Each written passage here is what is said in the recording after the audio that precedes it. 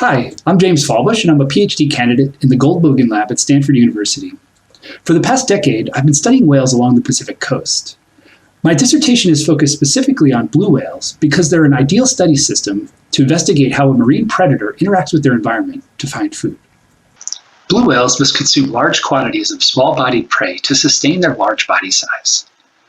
Their primary prey, however, is unevenly distributed in the environment and often aggregated into dynamic ephemeral patches. My work leverages novel technologies and techniques to observe the predator, its prey, and the environment to better understand how blue whales find dense food patches in a seemingly featureless ocean. Blue whales' large body size allows us to use biologging devices with sensors that record their three-dimensional movement and their location when they surface to breathe. These tags sample high-resolution data at multiple times a second, allowing us to determine individual feeding events or lunges.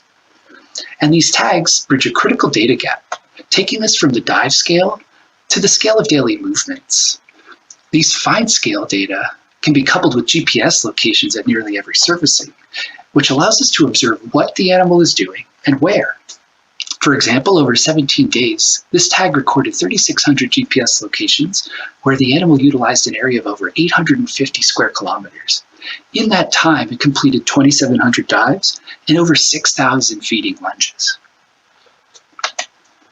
To provide environmental context to the blue whale tag data, we use a network of high-frequency radar stations that overlaps blue whale habitat along the U.S. West Coast.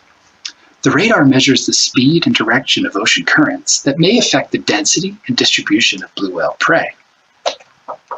We can then use the radar data to determine areas where simulated particles, which are shown here, and potentially krill in the wild, are predicted to aggregate. And then we examine the overlap between these areas and blue whale feeding locations.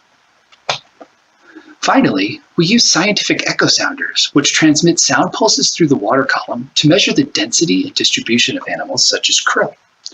We deploy these tools in the vicinity of tagged animals to concurrently map the prey resources blue whales are actually feeding within to better understand the oceanographic conditions that influence their distribution. A growing conservation issue worldwide is the interaction between ships and whales. These days, ships are moving at higher rates, and there are more and more ships each year. And we have two major ports on the U.S. West Coast, both in areas of high whale densities. The ability to predict where and when blue whales will feed could allow us to dynamically identify critical habitat and may help inform strategies to mitigate the impacts of human activities on this species. None of this work would be possible without the help of my collaborators and funding sources. And of course, thanks for listening.